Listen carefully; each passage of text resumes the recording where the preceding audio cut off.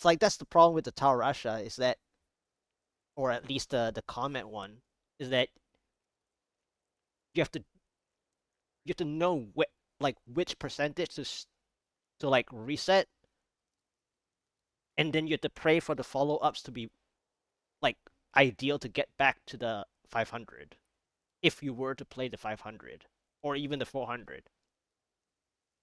And if you were to play the 400, you have to have an ads boss or you know, uh, like a pylon that gives illusionists or repeated ads, right? Thank you, Hobo Math. What's the best Witch Doctor build? Uh, what was it? Wasn't it? I mean,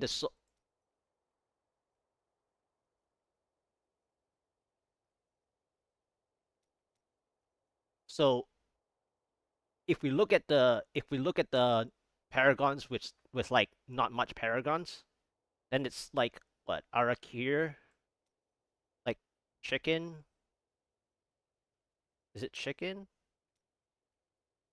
I think it's chicken and something else, right? There's like two. I think there's like two. Chicken and something else. The zombie charger, maybe? Yeah. Oh. Oh. To grind? The Spirit Barrage is like I mean this season you have kill streaks, right? If you're playing seasonal, you have kill streaks. So you need to like identify where you can get the kill streaks, which Spirit Barrage is like you have to like get the density like different clusters. So it's really slow in that sense, right? But you basically want a higher rift because your kill streaks are so like cluster related. Yeah, I mean at the high level, at the high level, they're like just annoying builds to play. And I think you might want like life per hit or attack speed, one of the two.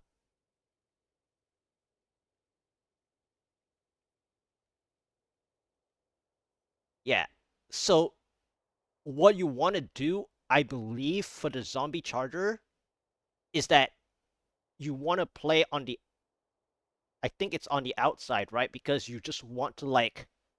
It's almost the same way to play meteor because you're hitting through stuff. You're hitting stuff from a certain direction, like the direction you're facing, right? For the zombie chargers. So ideally, you don't want to get surrounded. So whenever you heard stuff, you want to be on the outside. So it's kind of like the same thing as Meteor, except that you have to be closer than Meteor.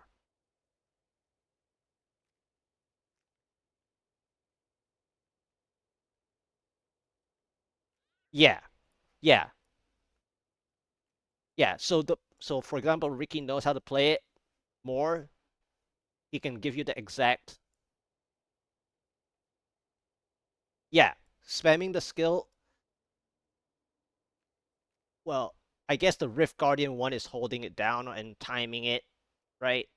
Timing the release. So it's more about how you play, how you manage that one. But at the higher greater rifts, anyway, uh, it's kind of like density and survival oriented, especially this seasonal theme. It's a lot of surviving.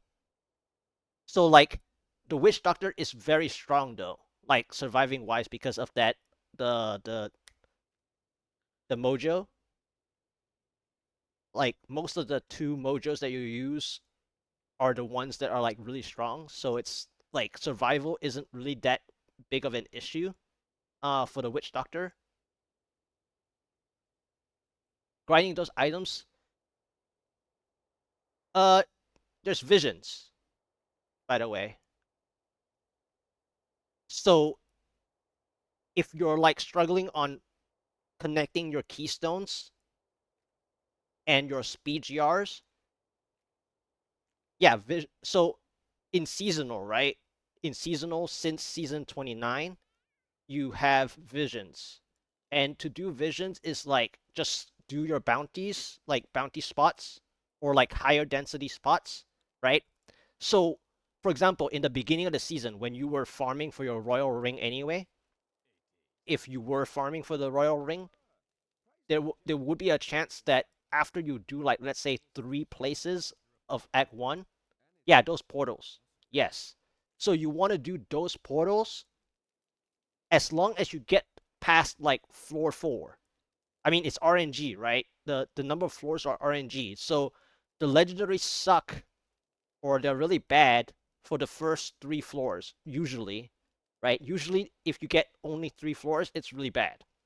Sometimes you get a lucky primal on the first floor, like of the one single drop or the 2 or 3 drops that you can get on the first floor and the first few floors.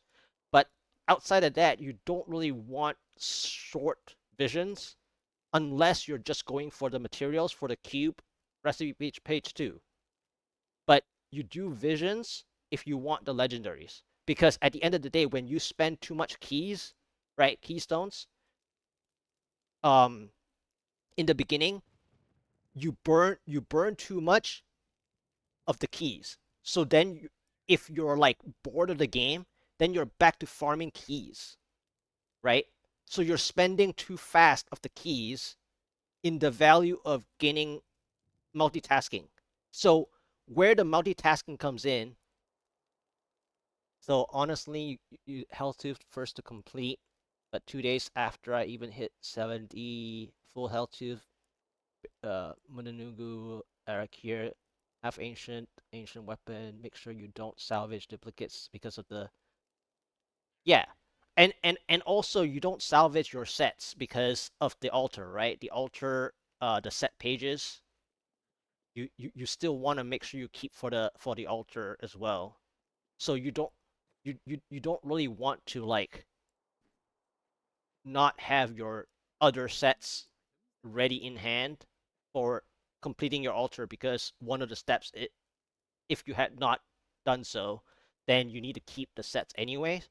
And then more than half the time, when you play, just like what the paragraph says, you get like half ancients on the set that you aren't playing.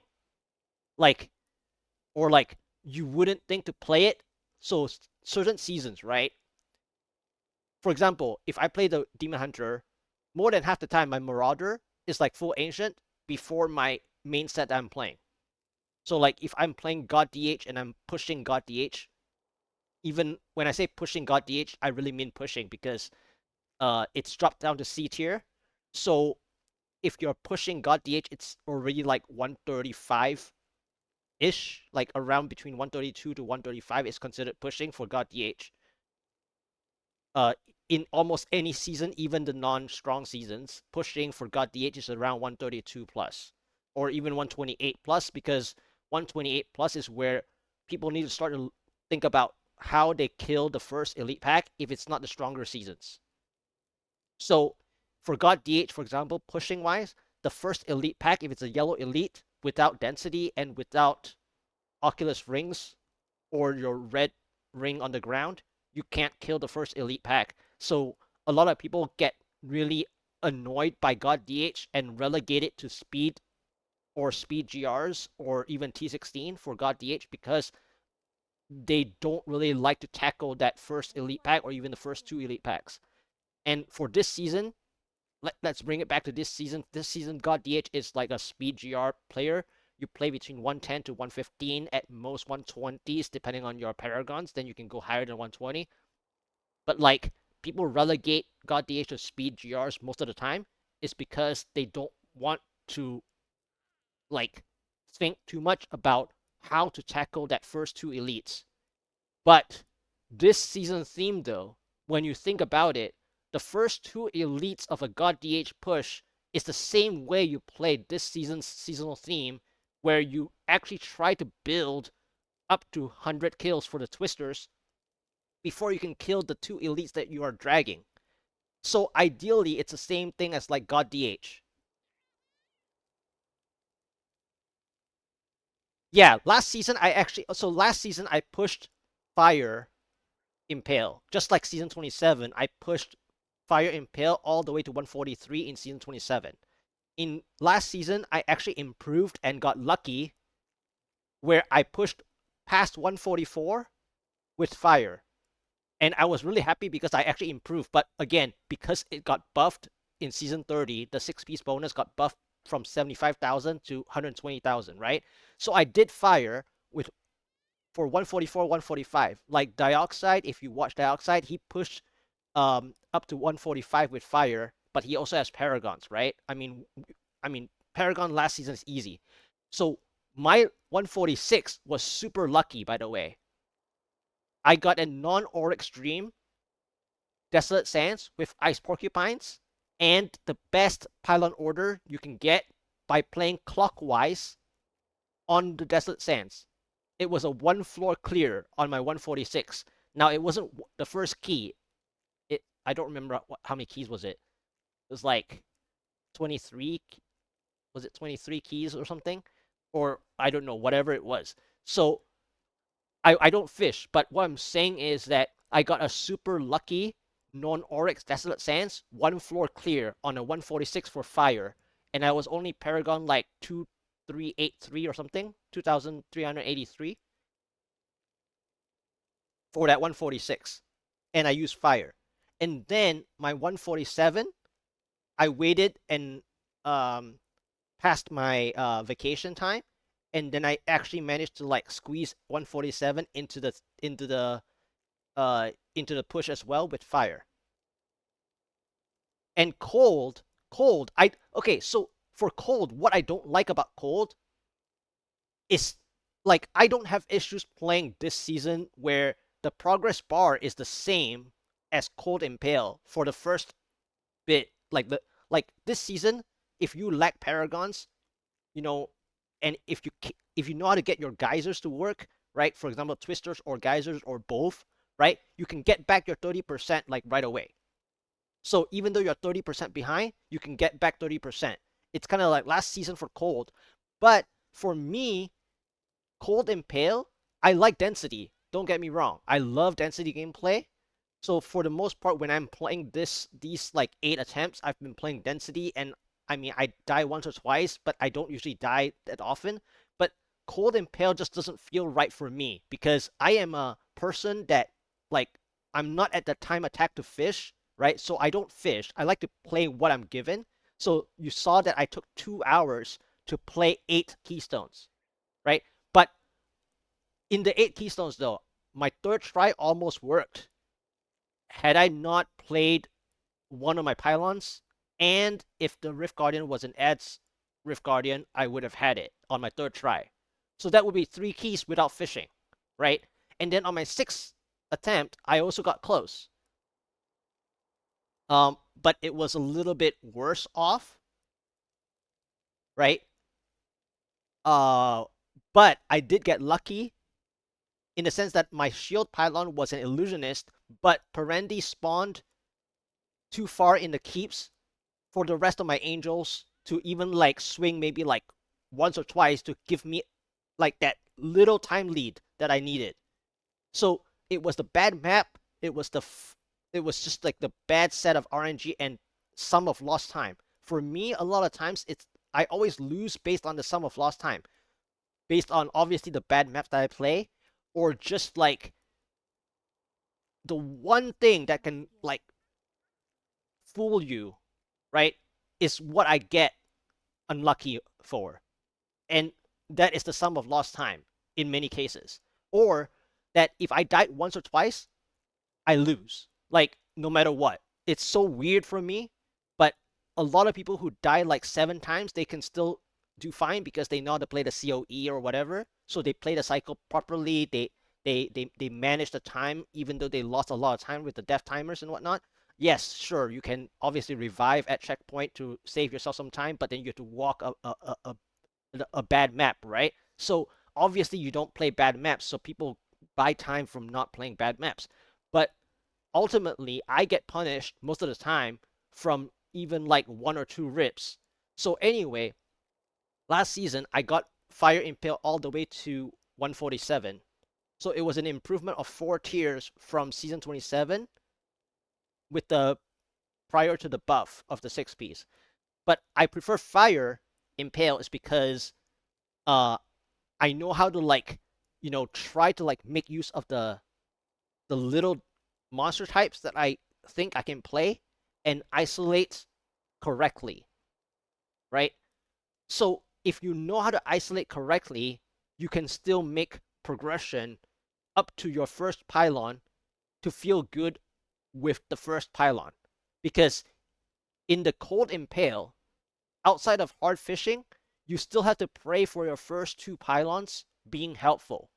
And in cold impale last season anyway, none not many of the pylons are helpful. You just have to like play by yourself and know. Of course, the conduit helps. Like conduit is the big player, right? But I'm not talking about that. I'm just talking about like the other pylons.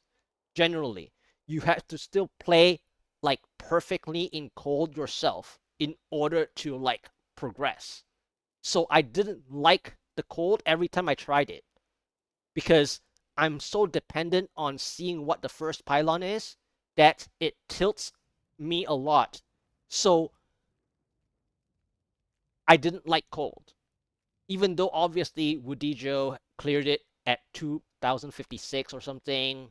And obviously there's fishing element into it as well, but he plays, at a super high level anyways that you don't have to care about fishing or not. He could have cleared it without fishing regardless. But ultimately speaking, I just didn't like Cold Impale's progress bar because I get frustrated when I see the progress bar uh, being like that. Whereas this season, you can give it away, you can get away with it with this season's progress bar being gold for the first 30%. Oh, no problem. No problem with the essays. I type essays a lot, so I'm good with this. Yeah, going back to Hobo Math, last piece of advice, area damage on yeah, yeah, exactly. For the spirit build, the area damage is not the thing. Yeah. So, but ultimately when you want to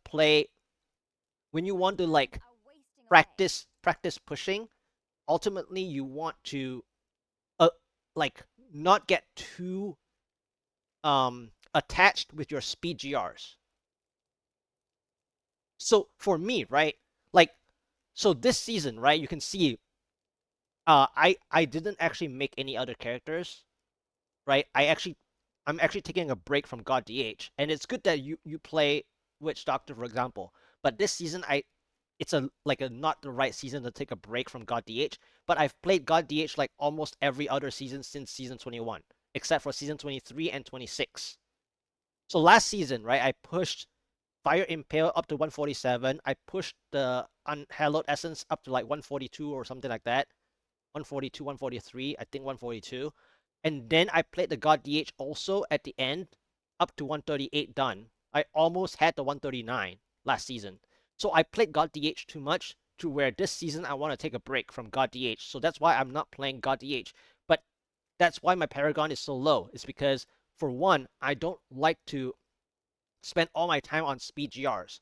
And the reason for that is not because, well, now I need Paragons, right? But the thing is this, if you're too used to the speed GRs, depending on how you play the speed GRs, you have to still play your twist your geysers as best you can in the speed GRs. Because at the end of the day, when you want to push at any point in time, you want to position yourself properly for the geysers especially, or even learn how to move the elite pack with the twisters.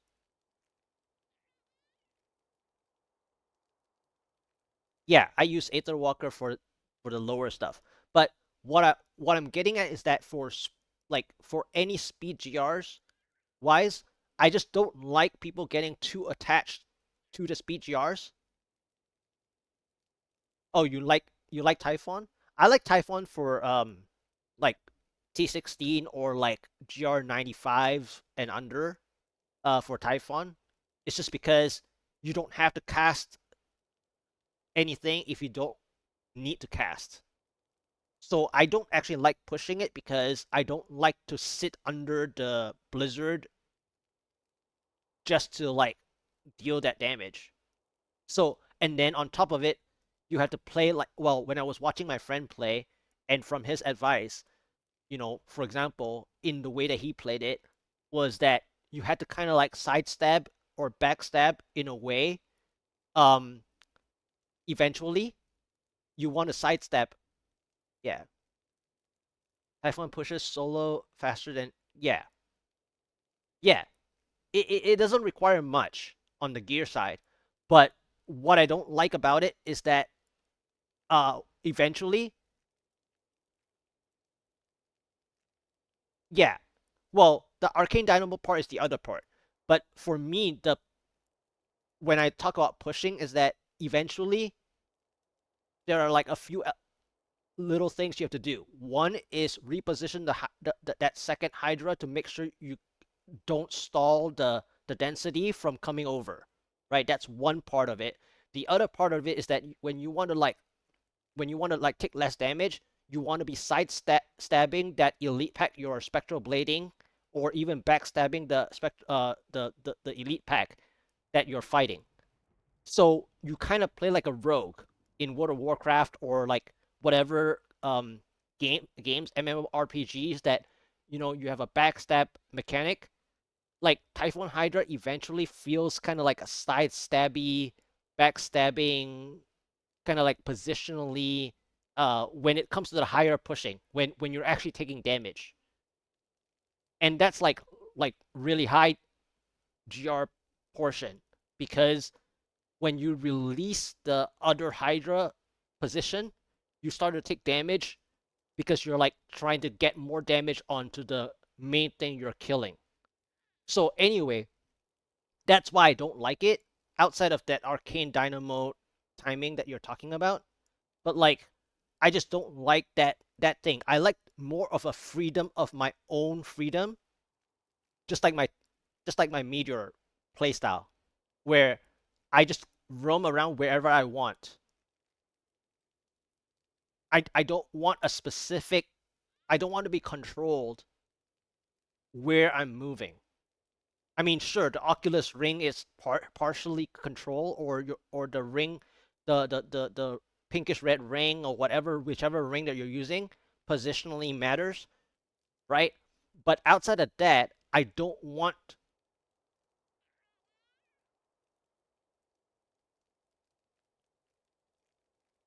It's not just groups or not. I mean, for me, Typhon Hydra just doesn't feel good because I just feel like I'm over controlled by where the blizzard is or where that elite is, that I'm stuck there. So if I don't like move to a certain spot on my own, I just don't have that control, right? And that goes back to even season 4, okay? Back in season 4, right? Or even any of the older seasons where the monk support was in play, and even like sometimes maybe the monk support comes back like really late. But one thing I don't like to do is staying inside the inner sanctuary. Like I actually back then, I used to die a lot even while staying in the inner sanctuary. And it's not the fault of the support. Like it's not all of the support's problem about the inner sanctuary. But the problem with the inner sanctuary is that it's just too limited space for me to play. So when we talk about staying inside the inner sanctuary to do everything, whatever that like deals the damage overpowering the inner sanctuary spot already, right, is the same idea as the Typhon Hydra in a sense. So that's why I don't like the Typhon Hydra up to that point. Anything before that point, Typhon Hydra is fun. So up to that point where I'm too controlled by by the build in position wise, I don't like it. That's about it. So I like herding and knowing how to move on my own. Like I can do however I want to dodge incoming damage. So like God DH, the way to play it, like in speeds, you beeline in speeds for the most part. You beeline, like straight, like straight strafing. But as you go higher and higher, you zigzag a bit. You do semi arcs. In higher pushing, you might have to encircle.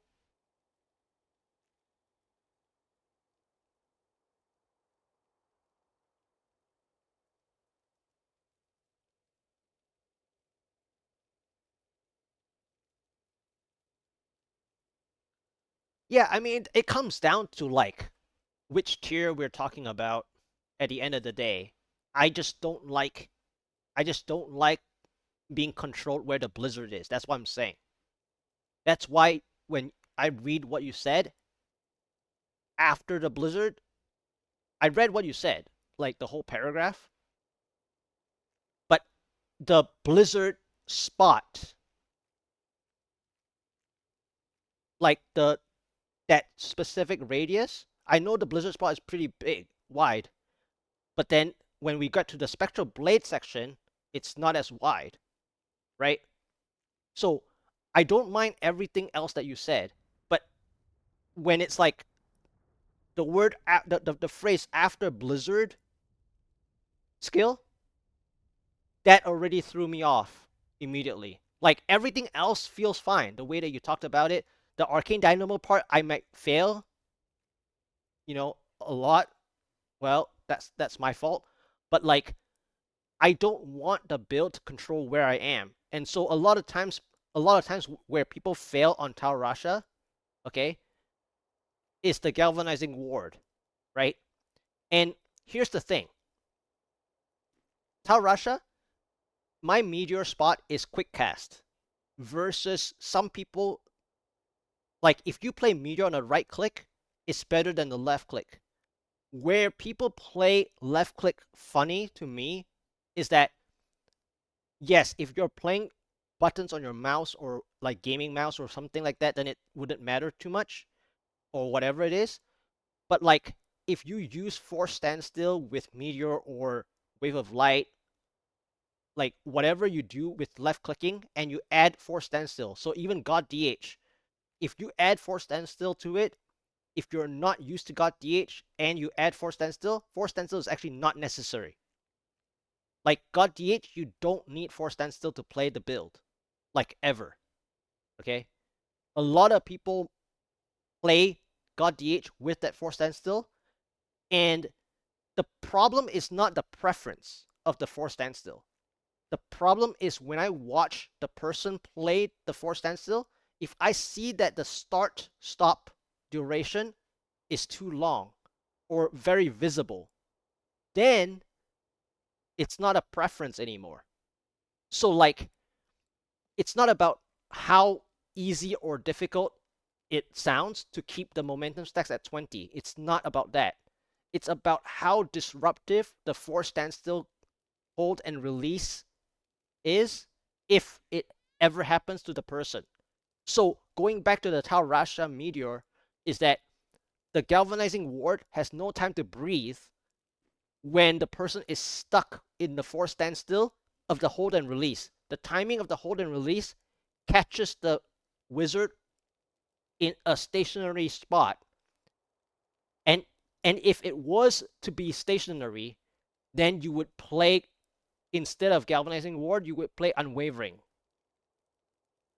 to counter that, to kind of like counterpoint that force standstill affecting you, right? I'm not saying to switch it, or I'm not saying to switch galvanizing ward away. What I'm saying is if if you happen to have that pause on the meteor wizard where the force standstill is causing you to stay too long. Even right clicking mouse sometimes makes the person stay too long. Okay, so right clicking is still better than the left click, but the problem is that when you are right clicking, your mouse is positionally moving And if you're clicking if your if your hand is busy clicking, you are not actively moving unless you're using force move, right? And so the idea is that you're making your mouse do too much because the mouse is directional where your comet is casting. So if you need to move where you're force moving, it also will get affected. So where I'm really liking the way that my preferential meteor or multi-shot or whatever is on a number key is that even though I use the archaic left click to move, and sometimes, yes, the monsters are in the way of my left click, but my mouse is left more open for direction.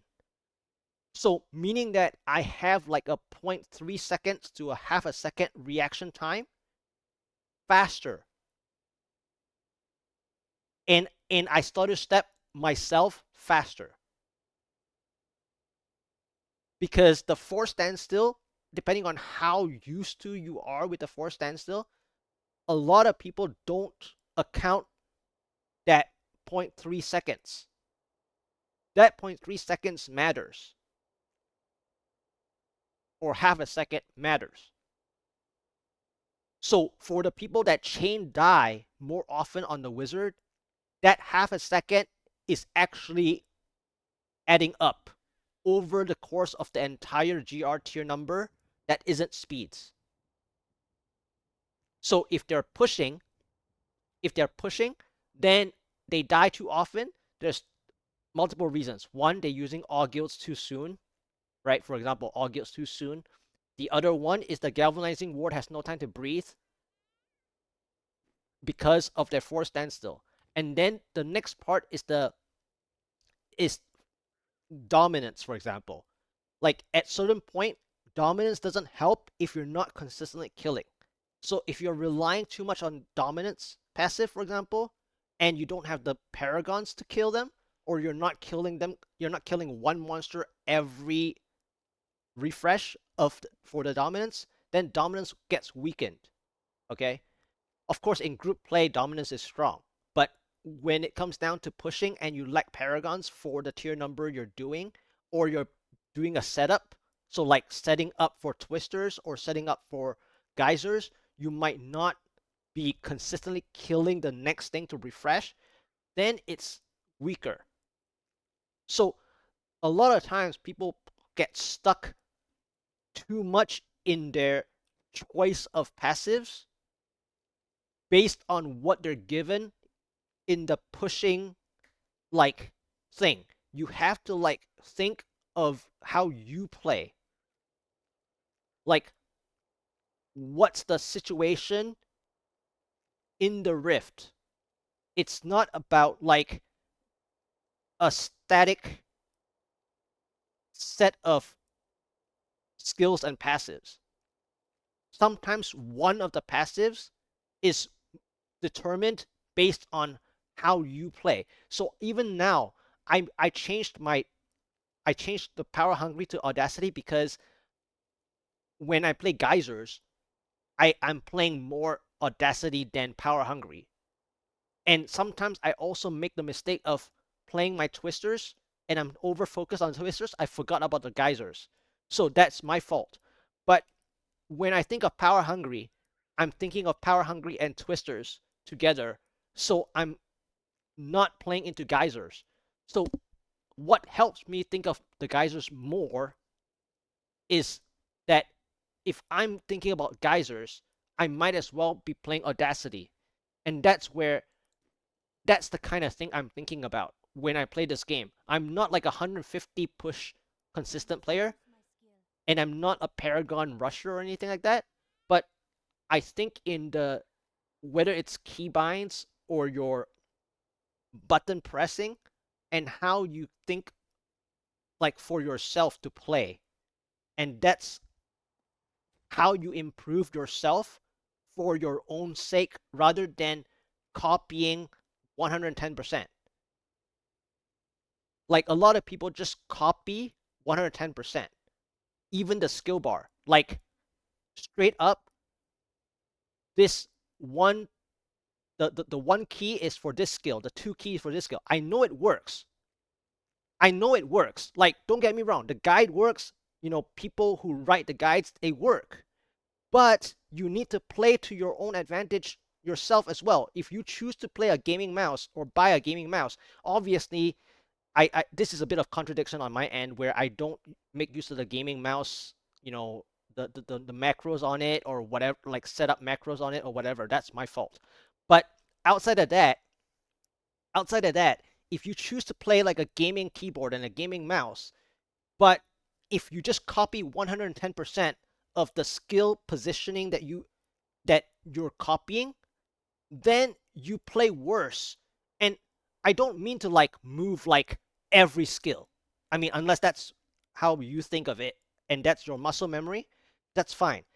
But what I'm saying is when you like when a player goes to Diablo 3 or any RPG or any game that has a skill bar, chances are you should at least put one skill that is your personal preference or gameplay advantage. So, for example, League of Legends, right? I heard people talking about their flash key, whether it's F or D, right? Now, mnemonically, or like even the word flash is F, right? F for flash. So you would put F for your flash, right? And it's your index finger. Index finger is the fastest reaction finger. That's why people put meteor or wave of light on the left click, because people are right-handed and your right index is one of the fastest if you're right-handed.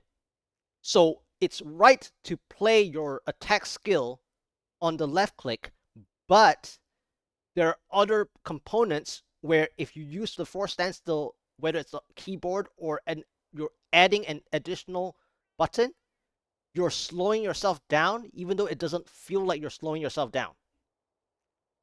So a lot of people need to see that why I put my meteor on my number 3, for example, is that I'm left-handed myself, but I still use a right-handed mouse, right?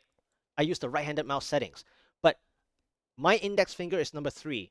So what I do is my mouse is for direction. So my mouse is always freedom to direct. So when I send my mouse, yeah, it's a and speaking of the leaderboard paragraph that you typed, the best thing for me, right, is the best thing for me when I look at the leaderboard, I don't like to look at the first page or the first person usually, right?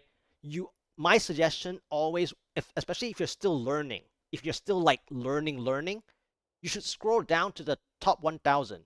And I know that the top 1000 might be doing something wrong. So you would compare and challenge it, right, yourself, and compare it back to the top one. But rarely do you just stick to the top person. There are like several reasons why to that. But always compare yourself to the rank closer to you. So if you're still not on the leaderboard yet, then you look at the person closest to you, or at least try to make it to the top 1000 and see how the person did it from the top 1000 up. And then as you improve, you look higher and higher in the page. That's how I look at the leaderboard, for example. Whereas some people, they just always look at the top people. But this season, it's a little different. You can actually use the top people because this season, a lot of the clears, if you play it right, when you used angels, you don't need that paragons. But for the most part, depending on the timing that you enter the season as well, when you look at the first page, you have to keep in mind the paragon number. So obviously, if you start in the season at the start, everyone who has done like 150 at the beginning of the first week, their paragon might be reasonable enough. So then it's still fine to look at the first page. But if you're talking about, like, if you just decide to play Diablo 3 again in the middle of the season and you are referencing to the first page and you're still like a learning person, you don't want to necessarily like full on copy one to one from the top, from the first page. You use them only when you are like satisfied with how you're playing.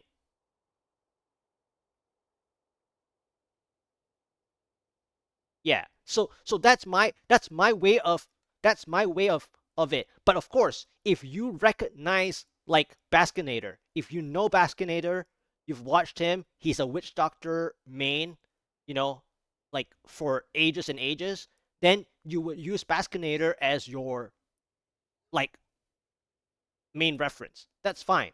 Like if you have a main reference person, that's a different story altogether, right? That's your idol, that's the person that's your mentor, that's fine. But the the idea of always looking at the first top person is not the way to go. And I watch a lot of people do that.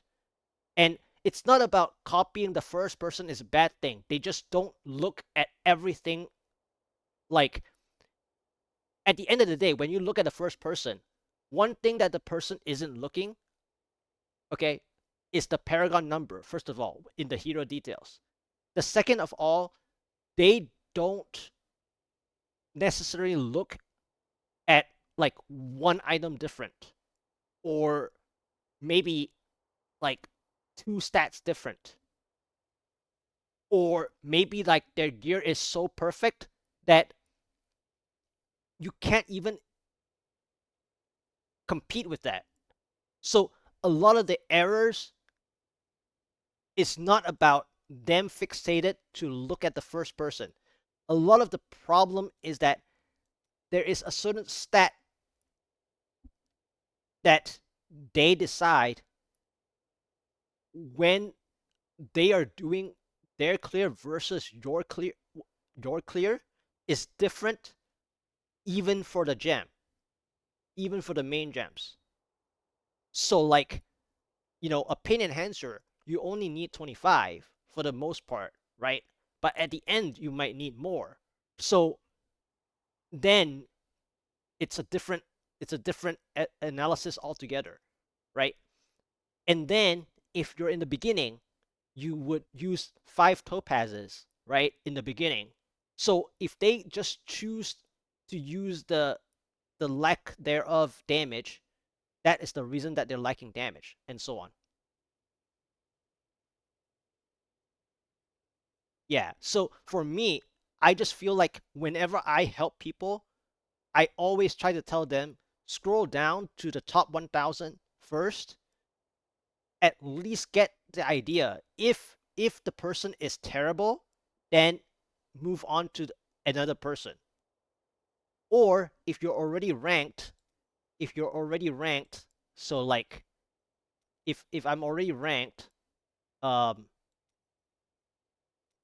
if I'm already ranked, I will look somewhere around like the 143 and understand what the 143 is about. I don't care what this person's doing. Like 5.5, 5.7, 3.4, 5.7, 3.3, 3.2, right? Some of these are like firebirds just from the mouse over, right? Yeah, this person's kind of funny. Okay. Huh. Yeah. This person, right? So I was confused with the Aether Walker, but this person is actually doing well aside from the well, aside from the LOD portion. I actually want to use the shield braces, for example. So like that's one thing that I want to do, and this person's like playing super tanky or as tanky as it can get, basically. And then he's just using the SOJ to help with the elemental damage increase where it's needed. The more interesting thing is the Aether Walker here, right? But the positioning of the Aether Walker allows him to like dodge incoming damage as well, and that his damage reduction is like basically from the explosive blast with the orb. So like the choice of this Aether Walker is kind of funny because you can use depending on which meteor you're using.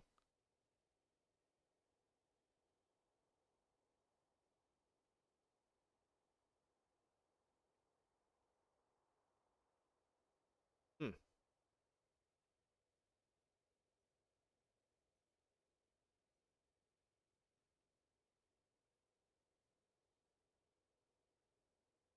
Well, what I was trying to get at is that depending on which meteor you're using, right, you can actually get an increase on the from the weapon as well. If the weapon that of choice has the elemental damage increase. So like for example, Gesture of Orpheus will help stack the lightning damage as well. So if you get a good Gesture of Orpheus, which funny enough, like I recently got this Gesture of Orpheus. Like this Gesture of Orpheus is really cool.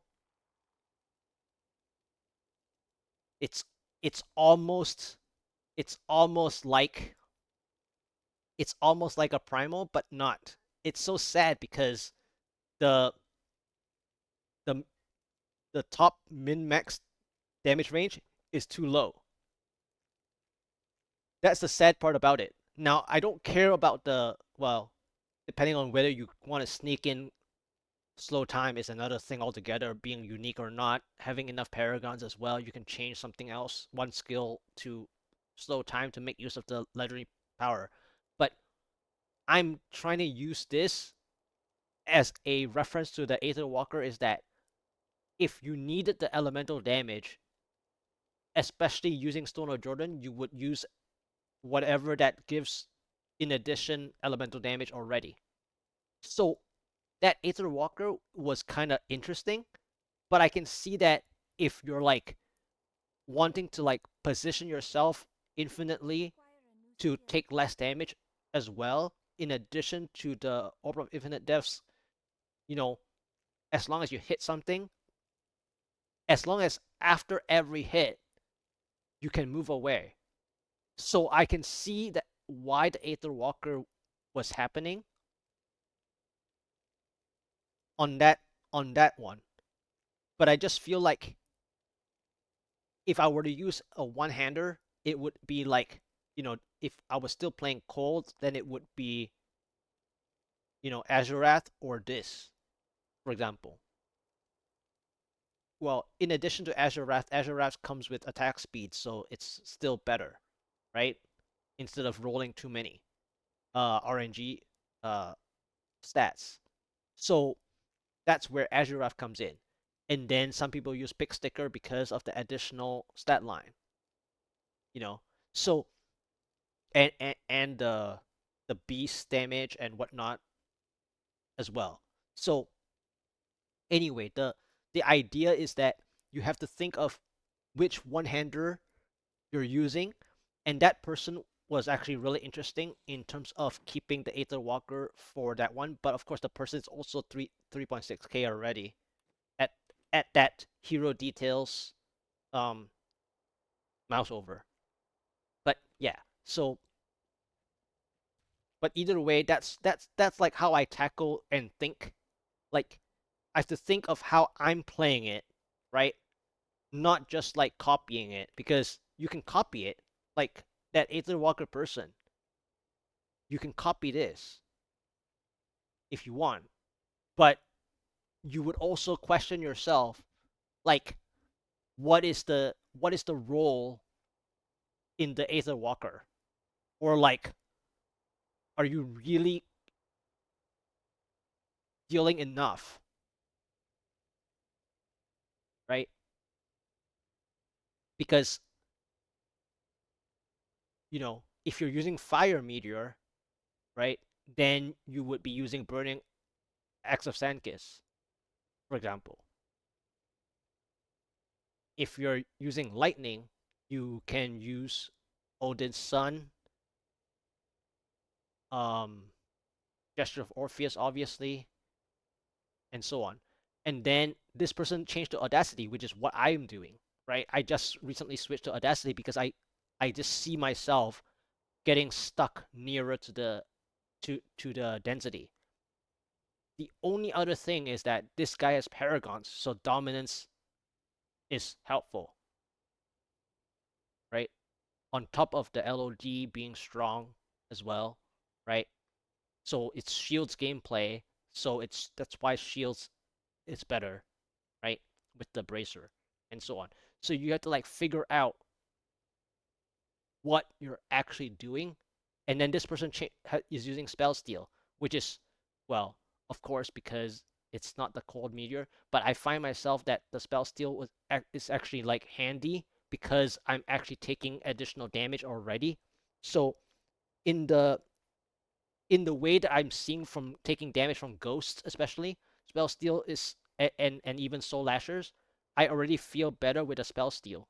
So I started swapping the direction, instead of just sticking myself to just power hungry. You need to see where the advantage and the disadvantage is, right? And so I'm swapping things, and my survivability went up, and then I can play, you know, like just like just like this season, a lot of people add back a cheat death as though they're playing hardcore. And why are they doing that? Is because they're hoping that the geysers positioning, they get to use a cheat death to perfectly align for a cheat death, right? The cheat death aligns their, well, whichever kill streak they're using, right? Whether it's the meteors or whatever, meteors or the geysers, usually those two, or the chests, whatever. So at the end of the day, it's just like one passive is what you can think of when you're like trying to improve yourself. You don't have to just like copy. But of course, when you copy someone else, you also end up copying their passives. So then you play a unique way compared to another person. Because when you compare to the standard passives, the person that you're copying might be playing some like one or two different passives. So then you have to like decide where the advantage and disadvantage is for your current situation and your playstyle. And so that's why I have like these things, even though I'm not like a 150 consistent person, but I tend to like help people do the 150 that I don't even do. So I've actually helped a lot of people push 150s without me clearing 150. And I don't fish, or don't I didn't fish yet. And even in season 32, my god DH, I pushed to 149 without fishing. 149 done. It was under 100 keys. I tried almost all the keys except when it's fire shamans. Then I leave a little faster when it's fire shamans, because fire shamans are the worst progress wise outside of this season or seasons with kill streaks related thematically, right? This season, the little fallens from the fire shamans are better for the kill streaks, so you can get away with it. But for most of the seasons, fire shaman floors, like the full fledged fire shaman, doesn't give you enough progress. So it's the sum of lost time that the fire shamans deal to you, especially if you're using a build with the Squirt's necklace as well, because the fireballs negate your Squirt's necklace more than half the time. So not only the progress percent fire shamans are terrible, you get negated.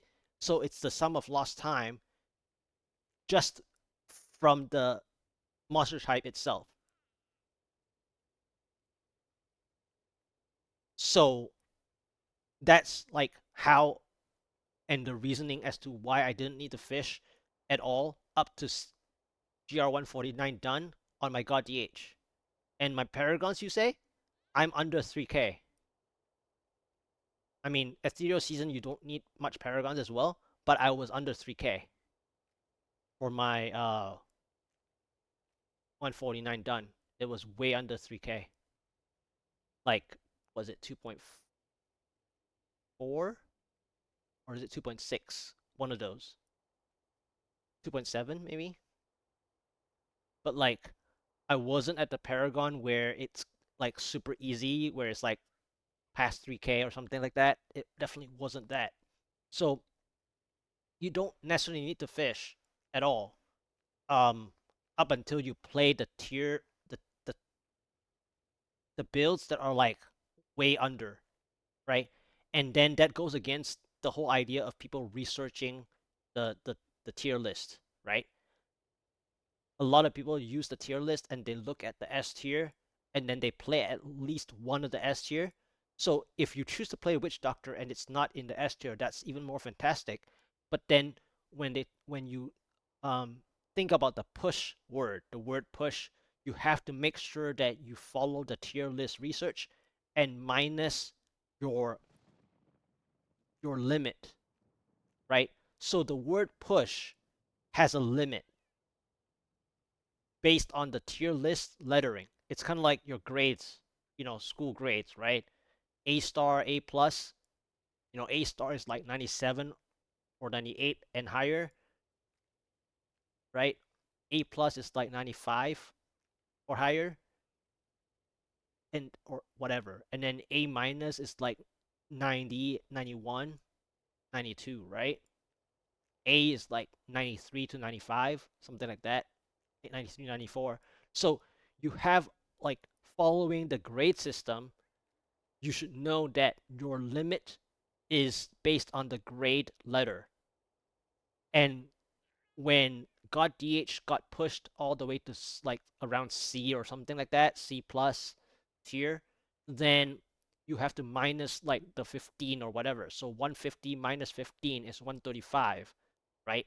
So, and then you minus more if you are you know, depending on your experience to the build, you minus more on the word push.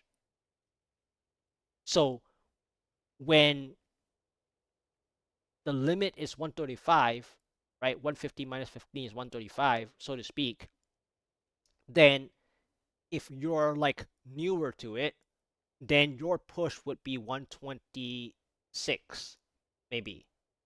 If you're like middle experience, maybe the push starts at 130 versus the 135.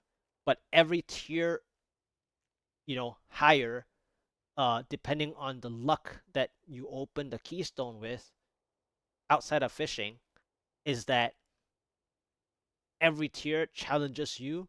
It's not just the 17%, but more on the understanding of how each person understands the word push. Because a lot of people just talk about push and then obviously they're thinking about 150 or even like a time attack.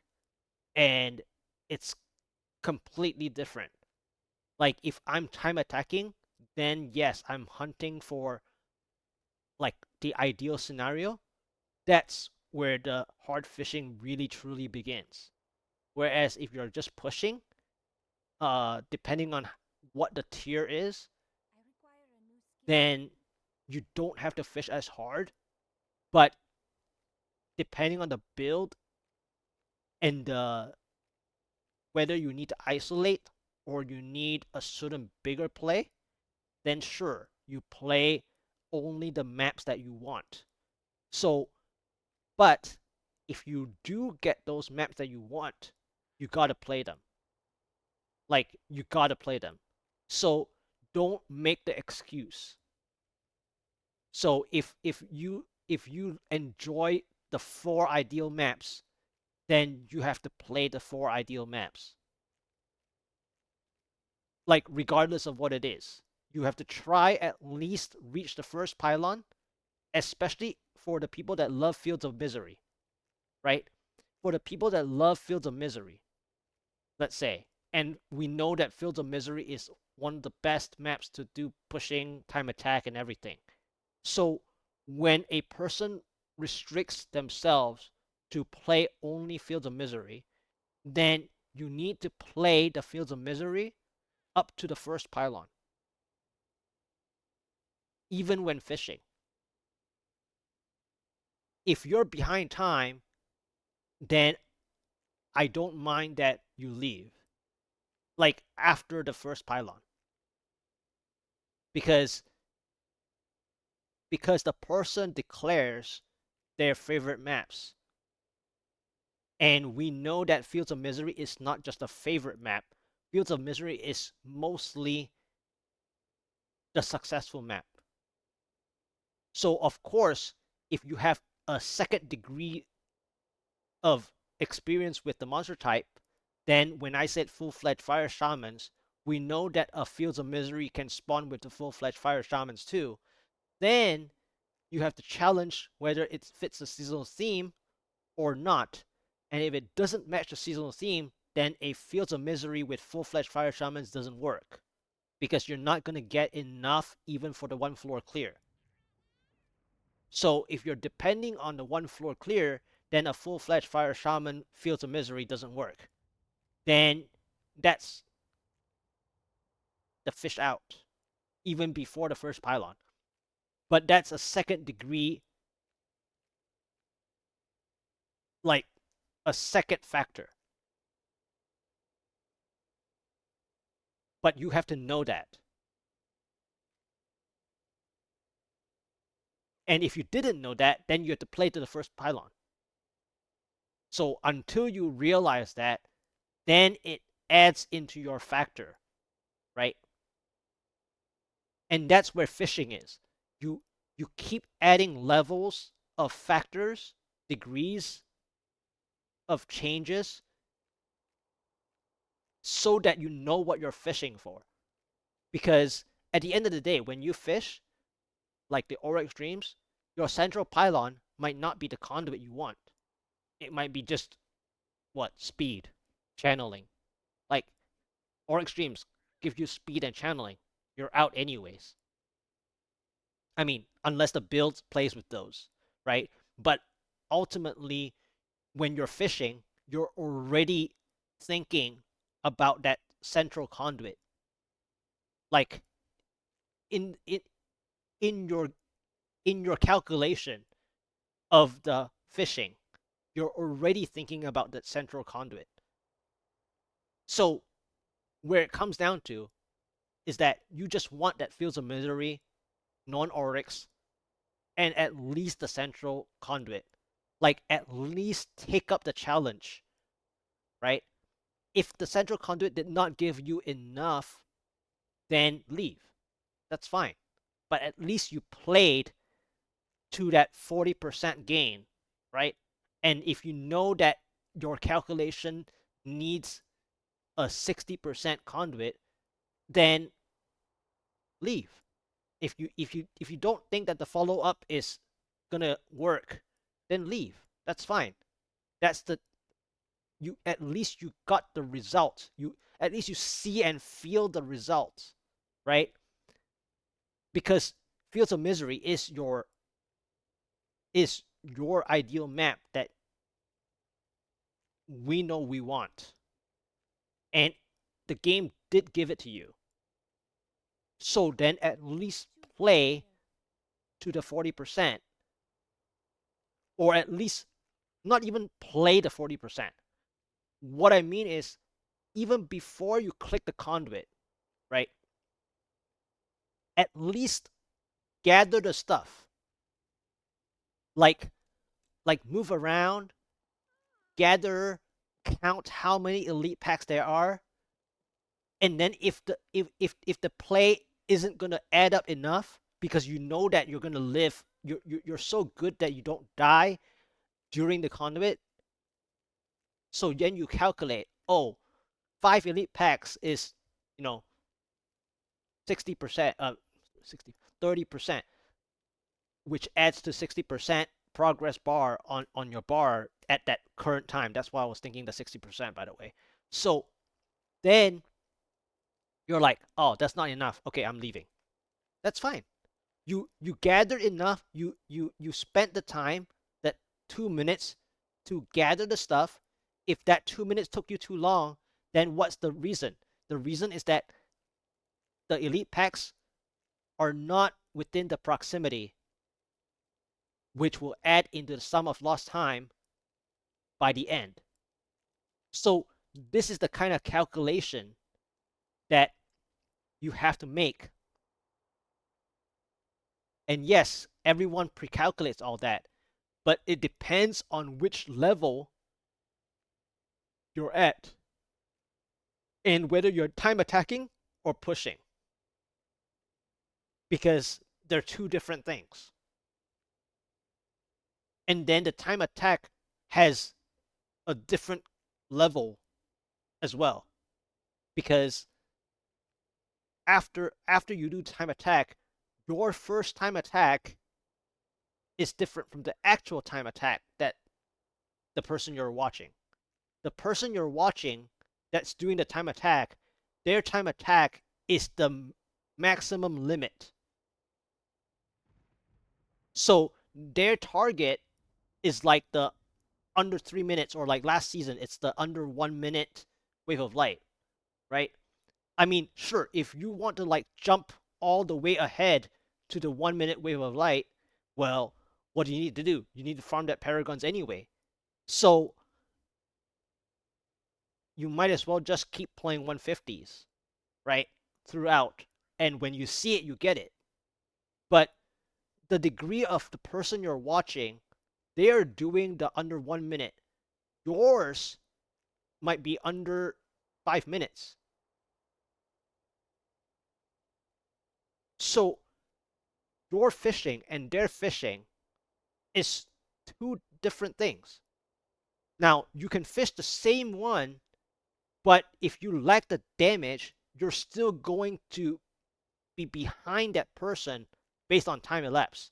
So, meaning that if you get so freaking lucky, right, with that specific scenario that the other person needed, you're likely, by the lack of paragons, you're still going to be like 20 seconds behind.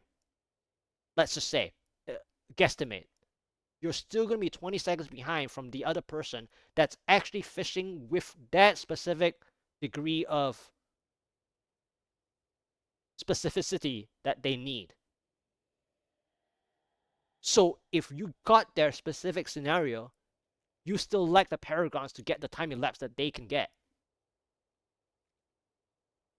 So that's why when I push these rifts, I try not to fish unless the monster type is clearly,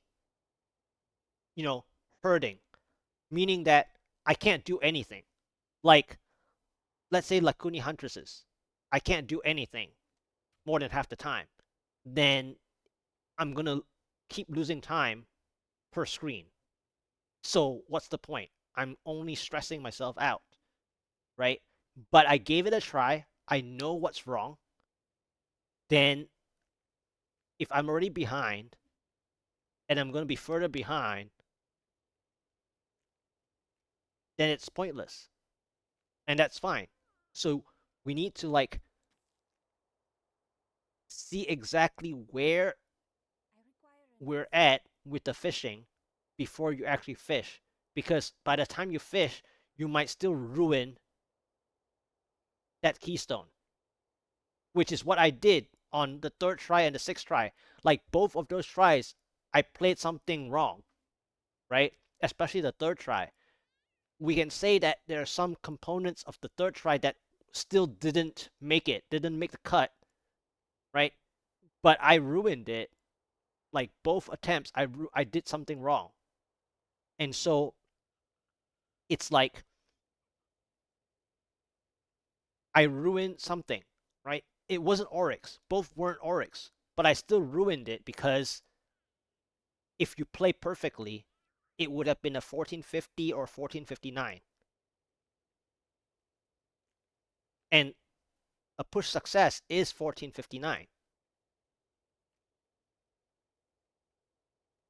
All right. So I spent like an hour on this kind of thing, but it's just like it chains into the problem, right? Where if you copy a skill bar perfectly 110%, you're playing to your own disadvantage because you're not playing to your muscle memory, you're not playing to your reaction, you're not playing to whether you're left-handed or right-handed.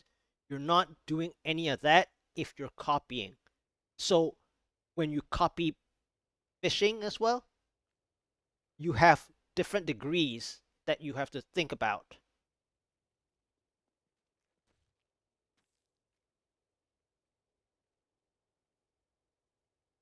So that's where I spend like an hour in town talking. Yes, I could be fishing, whatever. But like that's the that's the idea.